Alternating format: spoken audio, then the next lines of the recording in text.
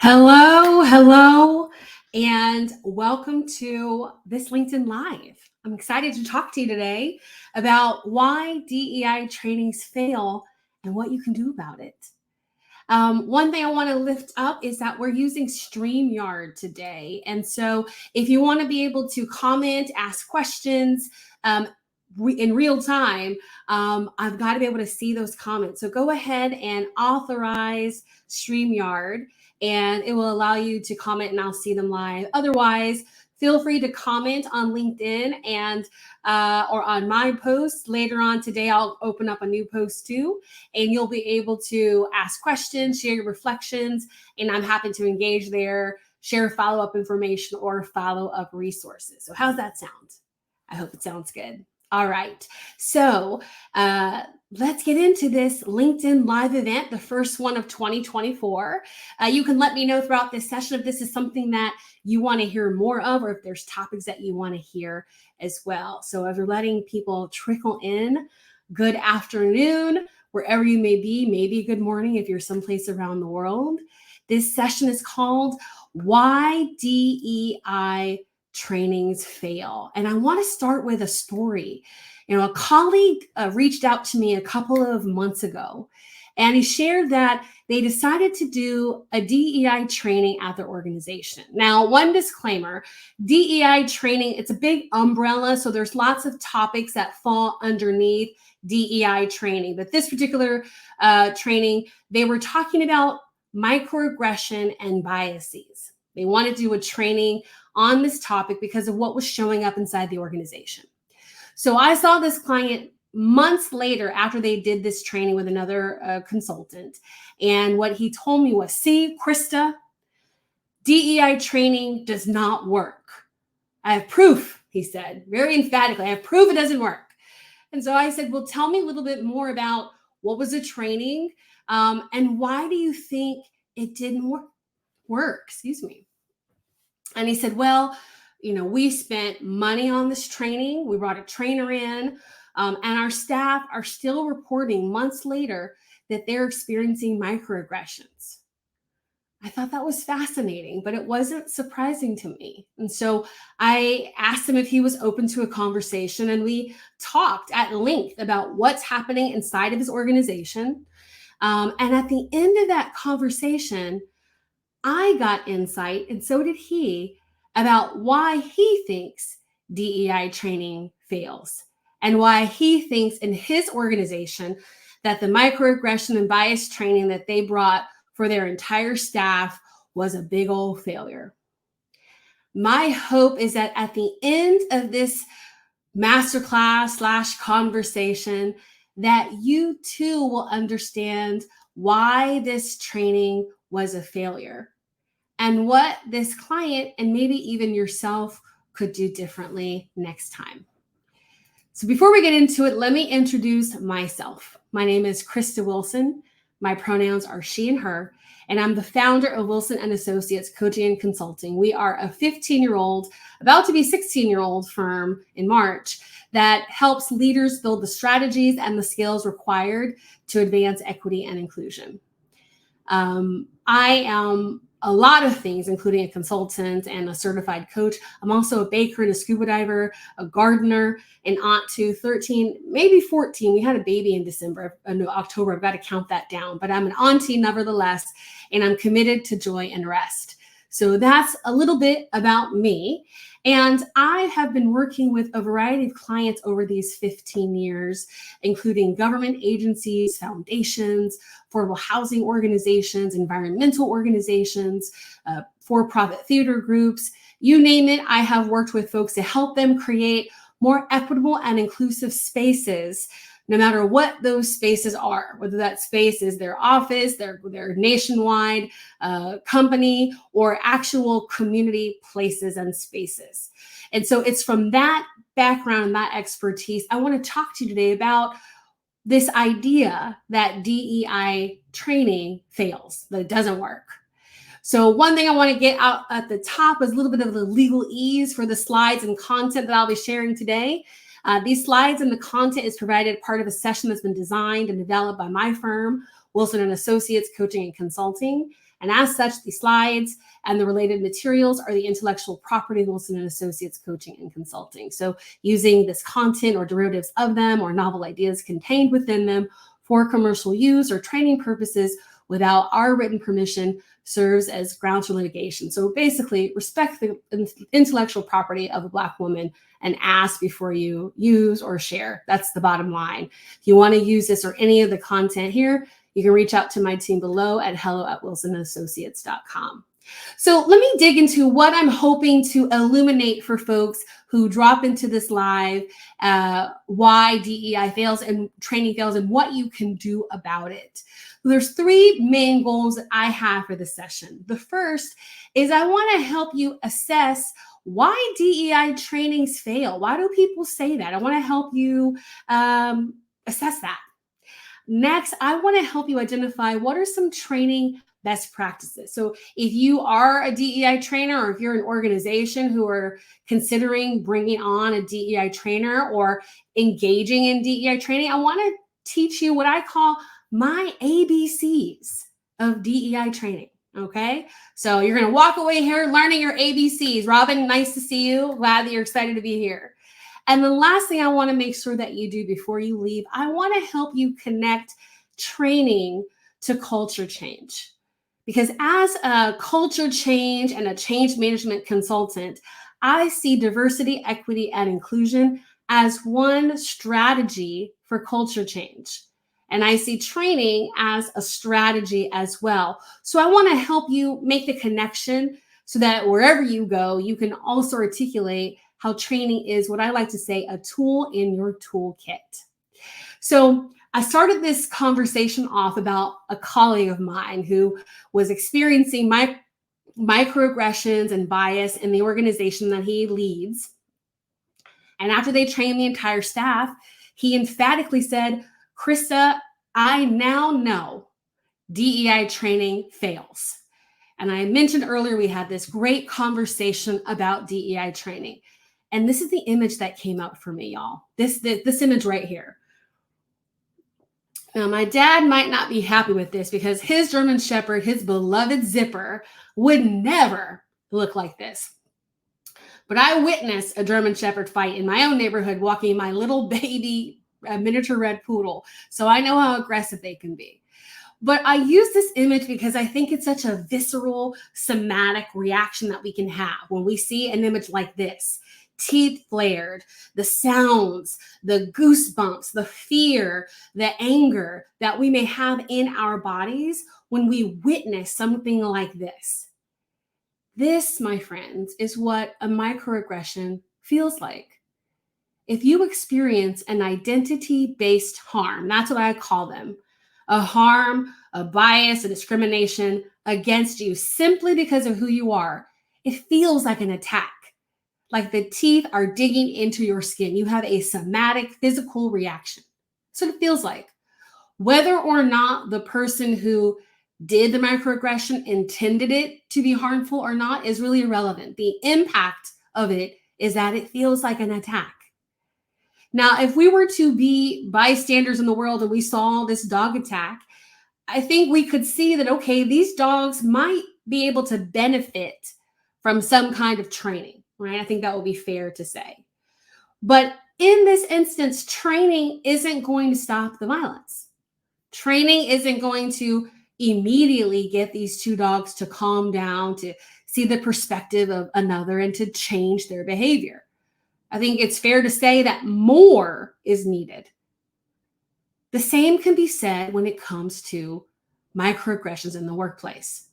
More is needed than training. So when I sat down with my colleague and they told me about, again, they're emphatic that DEI training did not work because they still see microaggressions in their organization, he told me that, well, they've talked to staff and staff have listed how they've had their hair touched or they've had side or snide comments made about wearing fingernail polish and they're not a cisgender female and all kinds of other identity-based slurs and aggressive comments have been made. And so the question that I raised to my colleague was, well, what else have you the organization, what else have you all introduced? What other interventions have you used to address these microaggressions? Or is training the only intervention? And he paused and then he thought about it and he said, well, Krista, it's just the training. We see on LinkedIn the last 3 years, people have been talking about identity based harm, microaggressions. And so we've been, it took us a long time to get here, but we finally did the training because that's what we were supposed to do, right? And I want to give him credit because I have been consulting for nearly 16 years and doing this kind of specific training for about a decade. And I would say that most of the clients who come to me are doing what they think they're supposed to do. It's kind of like when you get sick and you might go to WebMD to try to look at your symptoms. And our doctors kind of hate that. But we're trying to self-diagnose and do what we think, but we may not be at the right pulse of the issue, and we may not be doing exactly the right combination of things, right? We may need to seek an external consultation to see if our intervention is the right intervention. And so sometimes we're doing things because other people did them. Our colleagues did them. We saw a great training on LinkedIn, or maybe we went to a great training and thought, this is the one. But sometimes it's not. And sometimes we need more. And so this is the question that I asked him. And this was kind of, I would say, the root of most of organizational leaders' thinking around training, right? If we train staff on, and then insert the thing. So for this colleague, if we train our staff on what a microaggression is, then people would change their behavior and they'll stop doing them, right? That was their idea, that people just needed information. And if they had that information, they would act differently.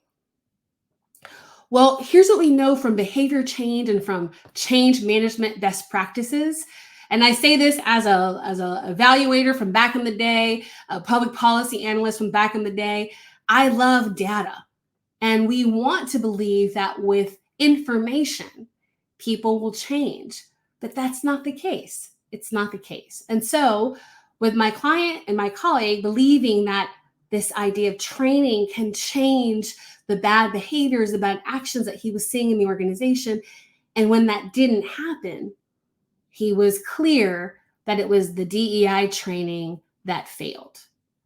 So here's my question for you. And if you're on LinkedIn, feel free to comment, or you can just think it to yourself. If an organization like my colleague is experiencing acts of microaggressions and bias and identity-based harm, and then the intervention that they tried was a one-time 2-hour training that was essentially a microaggressions 101. So what is it? How do you identify it? That's what they did. So did the training fail, or was the intervention insufficient? That's the question. Did the training fail, or was the intervention insufficient? This is a big question. And I will tell you that sometimes it's a hard question to answer, particularly for organizations who have invested lots of money in training, because it's hard to admit that the thing that you've spent a lot of money on was the insufficient intervention.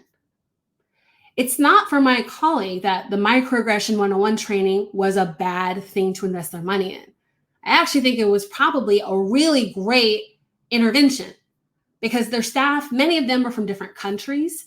There's different languages spoken. There's so many different cultures inside of this organization that a 101, almost baseline knowledge setting really was required.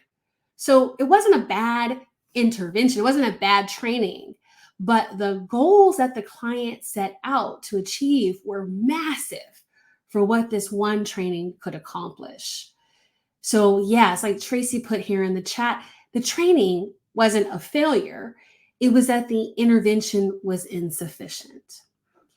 So let's actually talk about why DEI trainings fail. And you know what, Jason in the chat said, could it be both? Yes, it could be both. So I think that's a really good comment. So sometimes DEI trainings can fail because they're not good trainings, right? Every trainer, God bless them, every trainer is not a great trainer. All content is not good content. I just in October 2023 was invited to sit in on a DEI training that someone else did. And they were teaching people to ask, what are your preferred pronouns? And they were teaching that we should be tolerant. That is not, I would say, the language of the mainstream. That's not really up-to-date language. And so this wide organization of a huge staff were learning outdated information, and they really weren't learning skills to move inclusion anyway. So the training itself was going to fail even for raising awareness, right? So training can be insufficient if not done and designed well. And as we see in the comments from Robin, that if education and is the intention, then the training was a success. It met the goal, right? We see here from Rick in the comments that sometimes that there need to be more sessions, right? I often will tell clients who reach out to me, or they're not clients yet, and they'll say, we're having, and they'll bullet point all of these incredibly complex, sensitive, almost heartbreaking challenges that they're experiencing inside of the workplace. And then they'll say, well, can we accomplish this, Krista, with a 90-minute training? And I kind of blink like the emoji. I'll blink and I'll say, well, there's no delicate way to say this, but the answer is no. We're not going to be able to solve these, very complex challenges with a 90-minute training. But as Rick, you say, there are some things that can be solved with multiple sessions, right? Or not, maybe not even solved, but supplemented with multiple sessions. Yeah. So here's what I want to lift up about kind of why trainings fail, in addition to what I've already shared. Oftentimes when organizations are leading their diversity, equity, and inclusion campaigns, they may not have clear strategies for why they're doing the training in the first place or what they hope to achieve. So for example, they may just lead with a topic. We want to do microaggression training. And then, my clients know I'm the queen of a loving pushback. And I will say, well, before we just say that that's the topic, what are the results we want to see? Right? What do we want to be different, change, enhanced, or improved as a result of this training? Let's start there. And then let's figure out what's the right learning or learning experiences or practices that need to happen to get us to those outcomes. Right? There's somebody in the comments right now who's a client who knows we have lots of back and forths to make sure that the learning experience is going to get us to the outcomes that they want to see and that actually matter, that are also doable in a 90-minute to 2.5-hour span of learning, right? So we need to have clear strategies for why you're doing the training and what you hope to achieve. So that is one way to make your DEI training a success. And I would say this is also for any training, not just diversity, equity, and inclusion. So in my colleague's example, the one who was emphatically at the beginning of the session, I was telling you that DEI training failed, it doesn't work. He started to tell me more about what's happening inside of his organization. And he said that there are some employees who are actively engaging in comments and not engaging team members and not collaborating specifically because of their identity. So this would be what I call identity-based harm, bias, discrimination, microaggressions, all of that is happening. And he said that some staff feel comfortable reporting what's happening, but most of them don't feel comfortable because there's a lack of psychological safety on their specific teams. So that's another issue, right? And he also named that, well, some managers feel unequipped to intervene. So we have managers who are leading teams who are witnessing the microaggressions happen, and they feel unequipped to do anything about it. They know that they should do something, but they're fearful. They don't want to make a mistake. They want to do something, but they're just not sure what to do. And so they end up doing nothing, which is also very common. The New York Times had an article back, I want to say in 2020, and they had Dr. Nettle, who's done a lot of research on microaggressions, talked about bystanders. And the stat was about 60% of us who witnessed microaggressions don't actually speak up because we don't know what to say or what to do, and so we do nothing. So inaction is more common than you would think. So when the client talked to me about all of these challenges happening in the organization, we have bad actors and bad actions. We have staff who are afraid to speak up, a lack of psychological safety, and managers who feel unequipped to actually maintain a safe, supportive culture. The question I put back to my client was, did you feel at the beginning that 2-hour microaggression one-on-one training could have addressed all of those things? And what he said to me was, you know what, Krista, I get it. You're right. No, the training was good, but it couldn't handle all of the things that we were trying to tackle inside of our organization. We needed more. And so immediately he flipped his language. Not that DEI training was a failure, but that as a leadership team, they had failed to strategize. They had failed to really hold the magnitude of what's happening in the culture, and they had failed to identify the right strategies.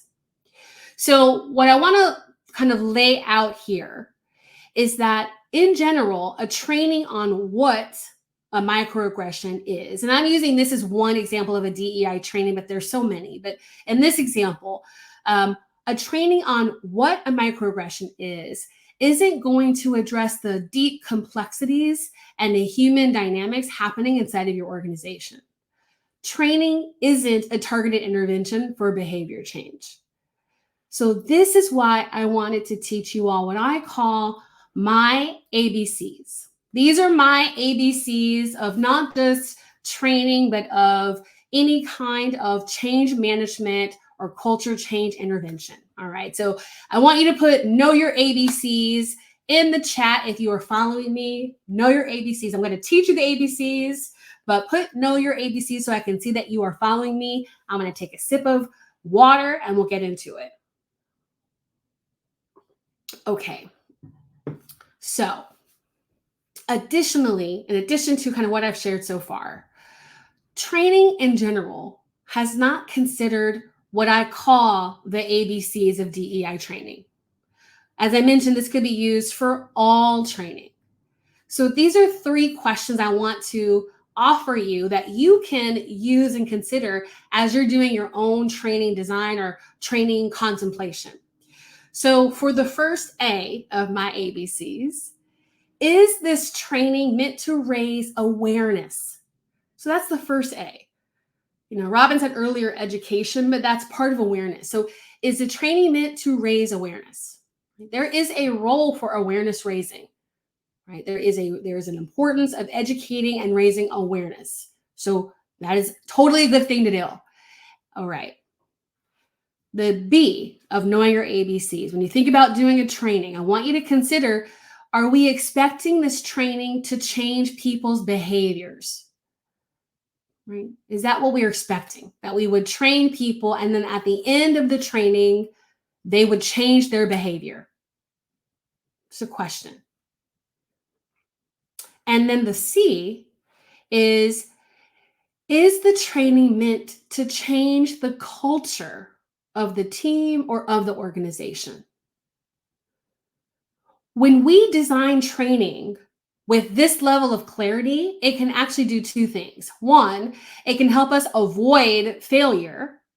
And 2, it can help us be successful because then we're actually clear what is the outcome, what is the change we're trying to see as a result of that training intervention. So in other words, for my colleague, I would ask him and did ask him, are you wanting to raise awareness about what a microaggression is? And he said, yes. We want people to know what it is because we have folks in different cultures, different countries, different languages, and things that they may say in their country that's not offensive can be offensive here in this country. So for them, yes, the training was meant to raise awareness. Now, this is the tricky one. B and the C, behavior change. He had hoped that the training would shift behavior. And he had also hoped that the training was going to help shift the culture of the organization. So I'm going to talk to you about how do we actually shift behavior and how do we shift culture in a minute. But what I do want to point out first is that it's a big lift for one training to hit the A, B, and the C. It's a big lift. And if you expect to hit the A and the B and the C with one training, it will certainly fail to not only meet your expectation, it will fail to accomplish behavior change and culture change. Let me tell you a little bit why. But first, let me tell you what's often needed. What we often need when we're doing a scan of our organizations and we think about either diversity or equity or inclusion, or maybe we expand it to employee experience and well-being, we need a variety of interventions normally, like training or coaching and mentoring, or we need a strategy that's tied to goals that lives in a comprehensive plan. We may need a human resource strategy. There was this book, Good to Great, and they talked about that if the organization's a bus, that everybody is in a seat, but sometimes we have people that are in the wrong seats. And candidly, sometimes people are on the wrong bus and the wrong organization is the metaphor. And so they need to be invited to leave, right? But there's some of these issues are human resource issues. Sometimes the issues that we're trying to solve with training actually need new policies or procedures. We need actual standard operating procedures about how do we actually do this? How do we interview in a way that mitigates bias? How do we select and promote candidates in a way that doesn't reinforce bias? How do we promote psychological safety so that people who are experiencing microaggressions feel safe to speak up? Well, we need culture norms. And this last one, we need accountability. So if somebody steps outside of our expectations for, gracious behavior, we have a way to hold them accountable. Like, this is generally what we need when we're looking to a training to solve the challenges that we're experiencing inside of our organizational cultures. So I want to share with you some training best practices, right? I talked about that in terms of one of the goals that I raised. And I don't mean here the tactical training best practices like, how do you design the training with a agenda that's shared in advance, or how do you design them to be inclusive? Although I can do that if that's a training that y'all want to see for a future LinkedIn Live, let me know. For these best practices, I mean specifically, how do we make sure that the trainings can help address those ABCs? So the first up, I want to mention this part about awareness. So 100%, we can use training to raise awareness. But we want to make sure that our trainings are narrowly focused. So sometimes I'll have someone that will ask me in a 90-minute training, can we educate on what a microaggression is, educate on what a bias is, educate on what a variety of isms are, like racism, sexism, transphobia, fat bias? Can we train people on how to interrupt or disrupt those biases? And can we create a policy or a practice to reinforce anti-bias behavior? That is way too much. Y'all agree, but too much in the comments. That's way too much that we can do in a training, and it exceeds awareness. It's kind of awareness, but it's also trying to get into implementation. So awareness is essentially just this. How do we make people aware of something that's important to the culture of the organization? That awareness could be on microaggression. It could be on bias, or both. It could be on what are the company's expectations for how we will behave. That alone could be an awareness and education training. But we want to keep that awareness tight and narrow so that we can make sure that there's space for both the teaching component, but also what I call the integration component. So for we adult learners and for the variety of adult learning styles, we need to hear things, but we need to also have a chance to practice and have integration. That's essentially what's happening in an awareness training, okay? But what's not happening is the B and the C. in the awareness. And you can raise awareness in a one-off, a one-time training. You can have a speaker come to your organization. I do that all the time. People invite me to come and speak, and I might speak for an hour or 90 minutes. And people's awareness of a subject is raised. It's measurably raised. They know more at the end of the session than they did before, right? And that's another training best practice. Actually measure, assess a baseline of what people knew before you trained and then what they knew after. So that's a training best practice for an A. So let me actually move into B for behavior change. So I want to just underscore this. I had a client who reached out to me and they said, Krista, we're seeing a lot of, negative comments for our staff, who are gender nonconforming, non-binary, and trans. We don't know what to do about it, but we had to shut off the chat in our Zoom meetings because there were so many on the line, just at the line of needing to get a write-up at HR, but just at the line. So can we do a training on gender expansiveness and pronoun usage? And I said, we certainly can do that. And that is an awareness training. To get people to change their behavior is going to require a little bit more, particularly because some of our identity-based biases are ingrained in the way that people see the world. And so it requires more for them to shift. So bottom line, changing behavior is very difficult and it will not happen in a one-time training. It can begin to shift with other interventions. Remember what I shared earlier, that sometimes we need a multidisciplinary or a multi-mode approach to seeing the change that we've envisioned. So you want to see and get to behavior change. Here's what you can do with training as a supplement. So you do some awareness raising training that's ongoing and specific. But sometimes we may need individual coaching, particularly for those folks who have behaved in ways that are perpetuating identity-based harm. And this coaching is for accountability and correction. Organizations also need to have clear instructions of what behavior is desired and what is not acceptable. So I was just kind of joking around with a high school friend of mine. And in her kitchen, my high school friend's mom's kitchen, they had this sign on the wall and it said, "Love spoken here."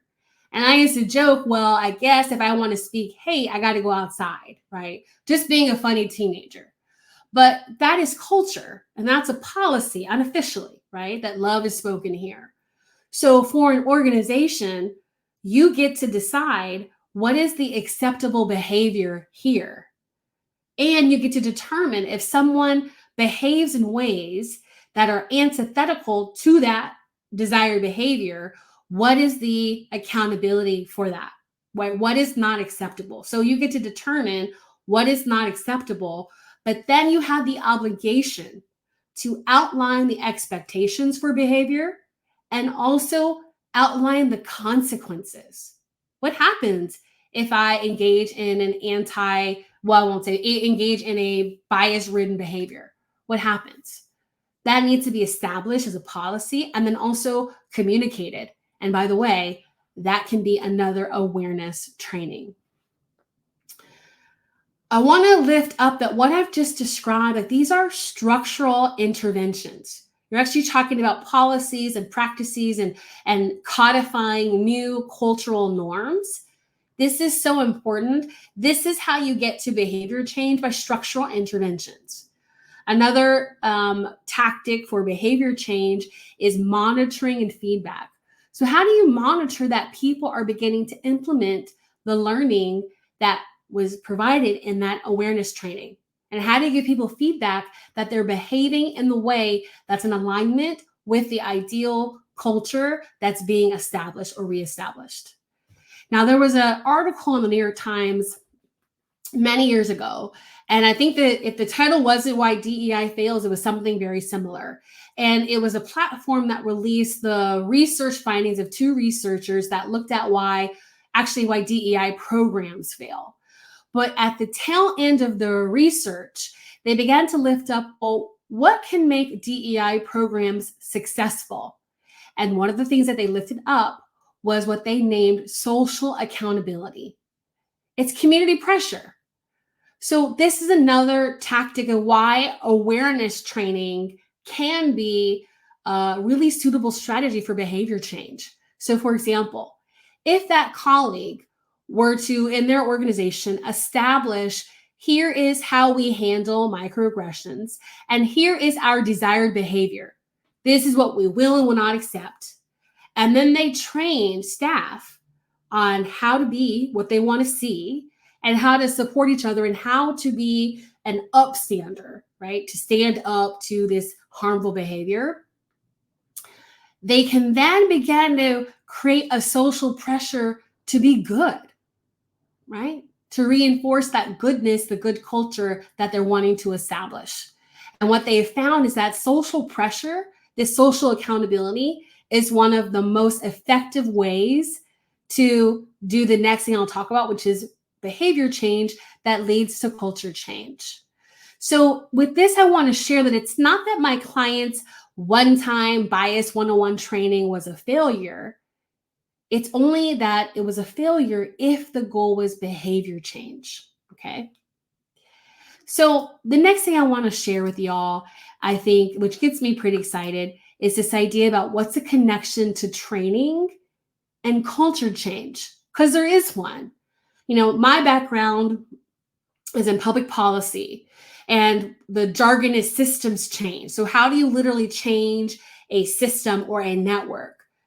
And what I know from best practices from 25 plus years in the field, it requires people power and policy change and structural changes and political will and lots and lots of different interventions. But training is a component of culture change. It's just not the only one. So here's what I want to talk to you about this C. So if you want to change the culture of your organization, so for example, my colleague mentioned that people experience a lack of psychological safety. So then how do you make your culture feel safer? How do you do that? First of all, I want to share, maybe remind or maybe reinforce what you already know, that changing culture, it takes time.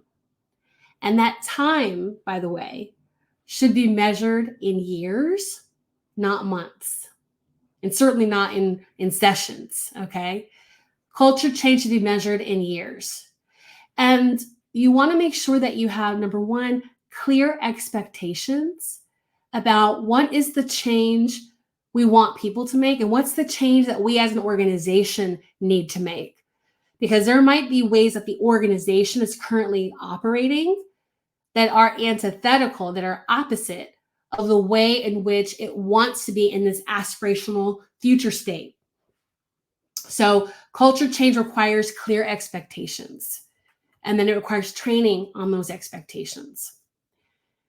The second thing I want to share here about culture change is that there have to be policies in place that people are trained on that reinforce this desired behavior. So if your organization says that you want people to treat each other with respect and dignity and honor the use of people's gender pronouns, you got to create a policy, say, that we use gender pronouns on our video conferencing and our email footers, and that we ask people what their gender pronouns are versus assume. And we've got to let people know if you've been misgendered, you have the right to raise that in whatever grievance process may exist, right? So this is the idea of policies and structures really that can reinforce this desired behavior of people using proper gender pronouns for gender inclusion. The third here, I kind of just alluded to it, but it's accountability structures. What is the accountability structure inside of the organization that reinforces you can't do that here? You just can't. You can't be a bad actor. You can't have unfettered harm here in the organization and not have any responsibility for your actions. Oftentimes, what happens is the only recourse is, well, people can take it up with HR. And we know time and time again that that's ineffective. There need to be other channels for restorative justice and for care and accountability. And that has to be designed at the organizational level and then trained throughout all divisions and all levels of the organization. The fourth thing I want to lift up here is that managers need to be equipped to support this culture change. That's not to say that employees also don't need to be equipped, but because culture is experienced, not organizational wide, but we experience culture in our immediate team. And that team is led by a manager. So in my colleague's example, managers on some of those teams were witnessing harm take place, but they felt very afraid or unprepared or untrained to intervene. And so what was the result?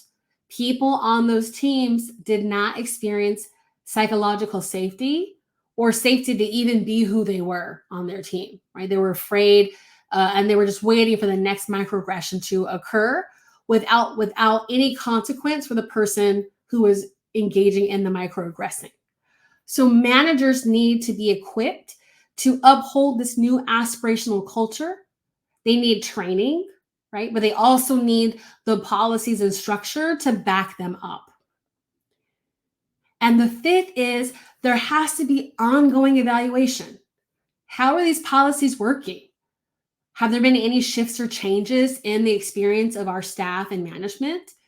And are we building in these kinds of metrics in our performance evaluations to know, are people doing better based on what they've learned? So these are just 5 strategies I want to offer just to jumpstart how you think about training, in addition to other strategies that can help you create a more equitable, inclusive, safer, just, say, workplace connected to culture change. So when we think about why DEI training succeed, they succeed because they have a very clear outcome of what they're trying to accomplish. They're not trying to change the entire organization in a short time frame. They have very clear results that they've been designed to accomplish. And for multi-series trainings, there's ongoing, say, pulse evaluations to see how are we doing? Are people learning? And what might we need to pivot or shift in our training approach to ensure that people are raising awareness? Or if the training is connected to some kind of structure or policy change, are we making sure that the policy is being well communicated and we're training well on that? So these are why training succeed. Now, what I want to share with y'all is what I call my recipe for transformation.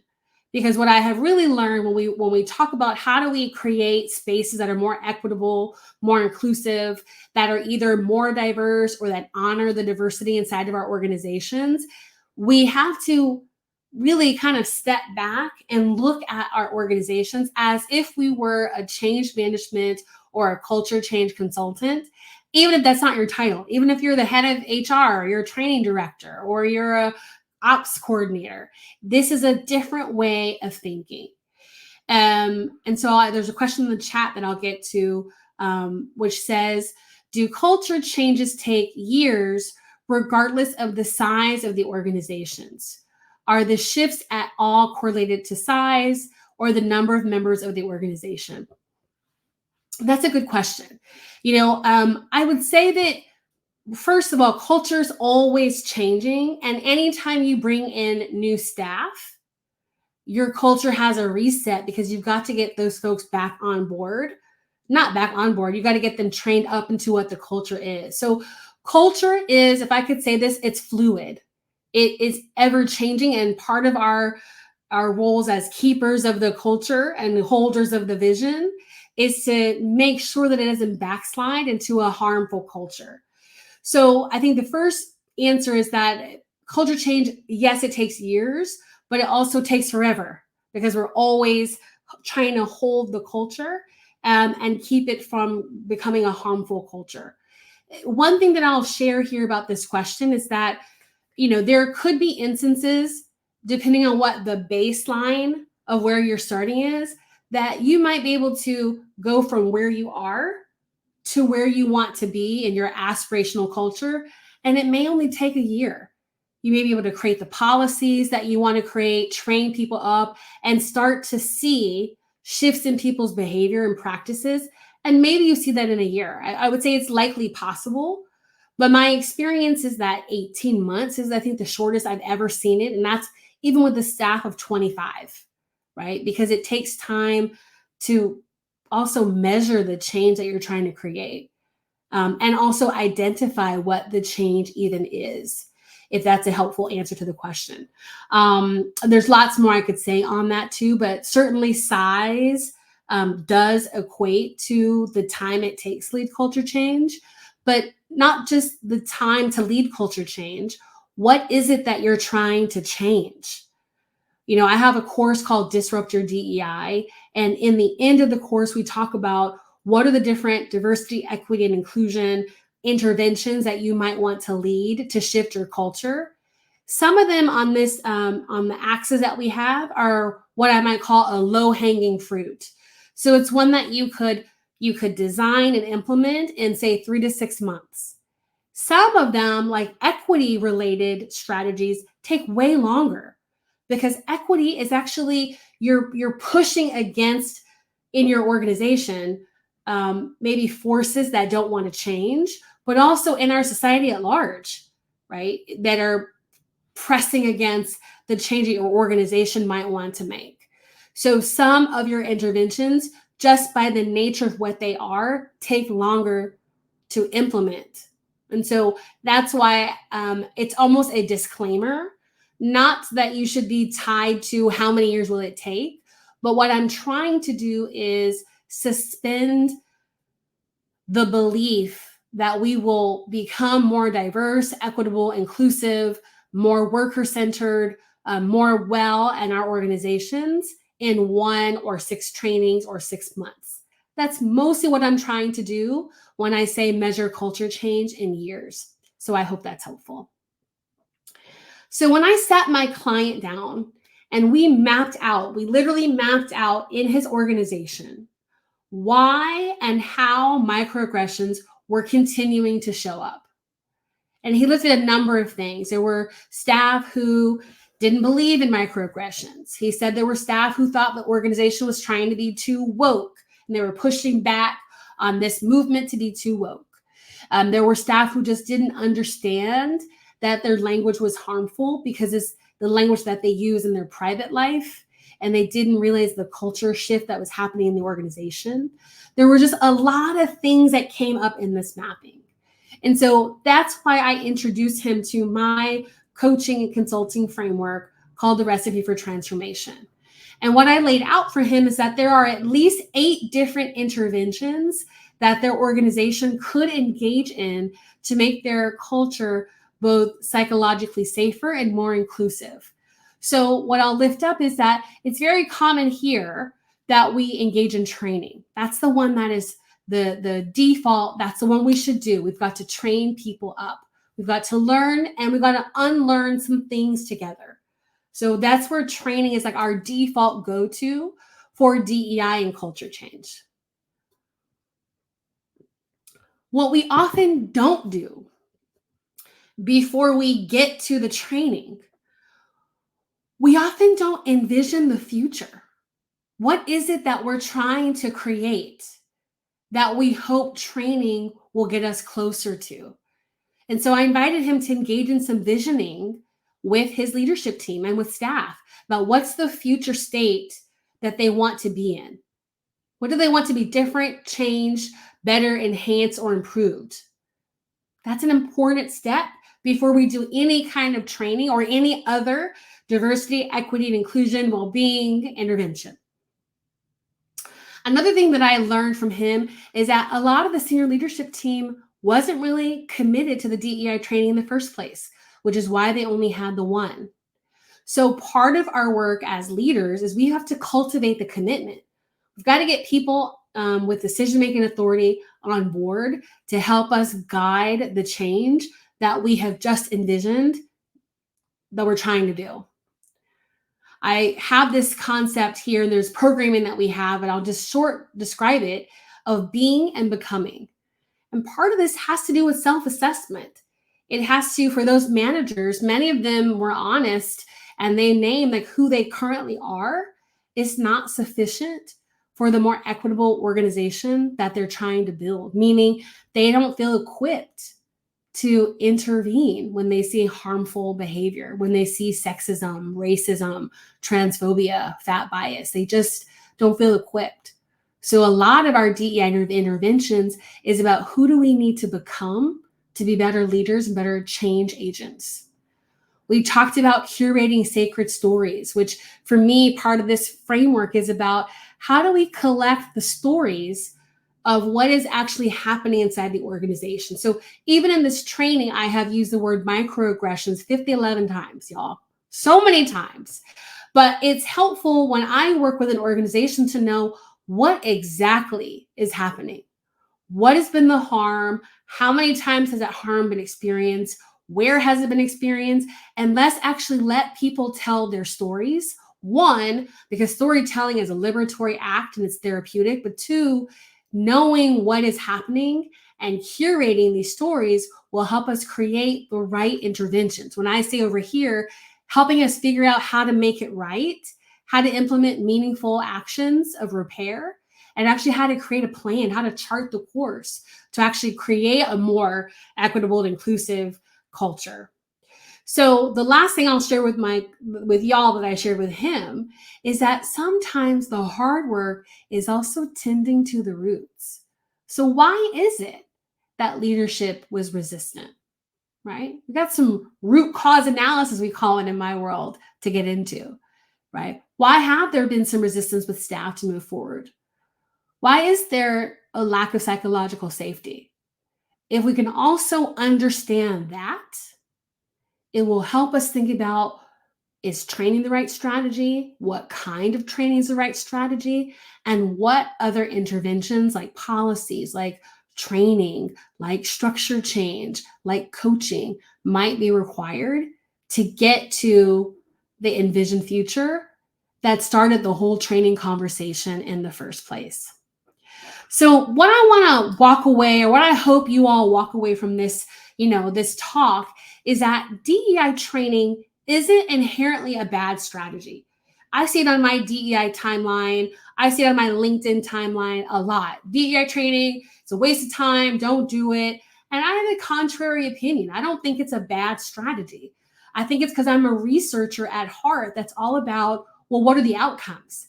What's our desired results? If we start there, then I can say whether the training is the right strategy. But training on its own is neutral because it could or could not be a bad strategy. Depends on where we're trying to go. My colleague who reached out to me, who he has changed his mind. Now he doesn't say DEI training fails. But when he reached out to me, he only said that DEI training failed because in his organization, DEI training was not connected to a larger vision or a larger strategy.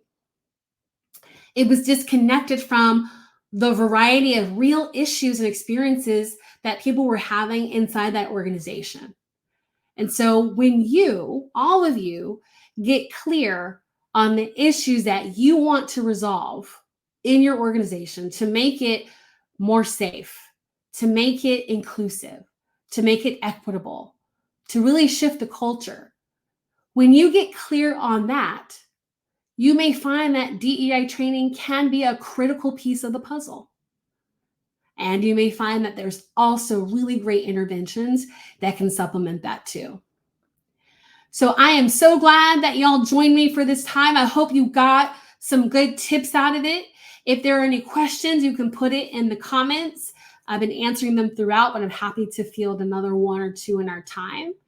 And meanwhile, I'll put some resources here that you can grab from our site here. And also happy to answer comments on LinkedIn if you post them on my page in the comments there too. We're looking at doing these likely once a month. So if there's things that you're curious about DEI and strategies or coaching or evaluation, I run a program called the DEI Dinner Party where we train leaders on these exact topics. And I'd be happy to come to LinkedIn Live and share those with you. So there's things that you all want to know. Let me know in the chat. I'm happy to be in service and in community to pay it forward to other leaders to help you create the kinds of workplaces that we deserve. That's really my commitment and why I'm here. So I don't see any questions. So how about this? Enjoy the rest of your day. I hope y'all got some good tidbits out of here. Don't forget that you learned your ABCs today, all right? Y'all tell folks you learned your ABCs today. And with that, y'all have a good one. Take care.